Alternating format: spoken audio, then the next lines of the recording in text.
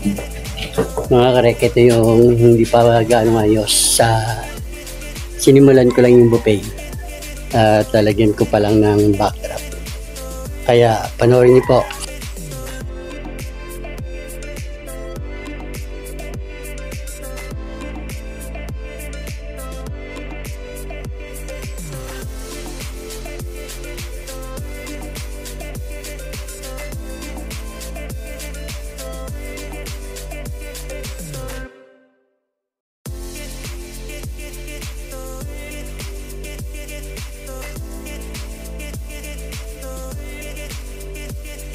Mga karek, huwag nyo lang kalilimutan, i-click nyo lang po yung subscriber, tas click nyo rin po yung notification bell, mag-all po kayo para lagi po kayong update sa mga bago kong upload.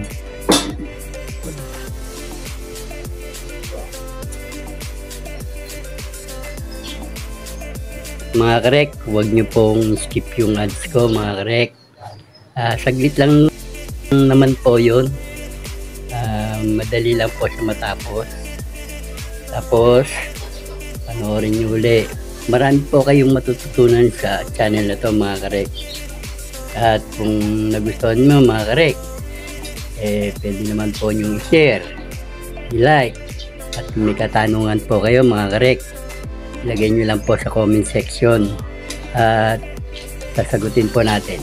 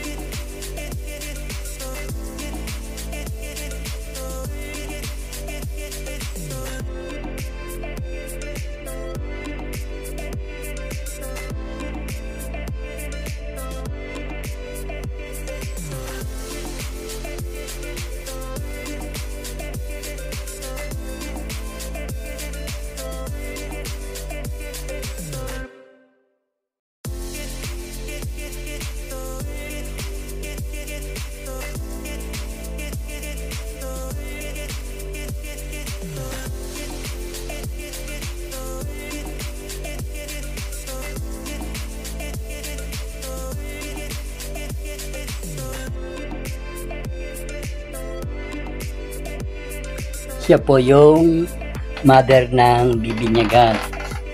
At siya rin po yung nagpa-decorate sa akin.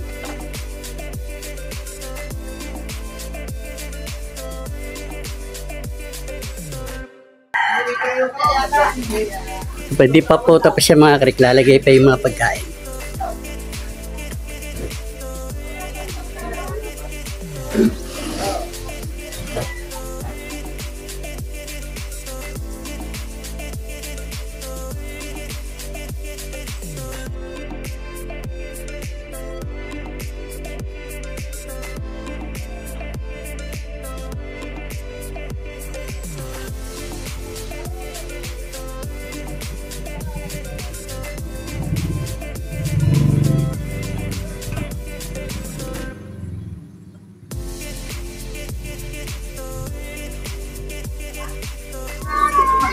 Mga karek, ito po yung pag-ayos ng pagkain.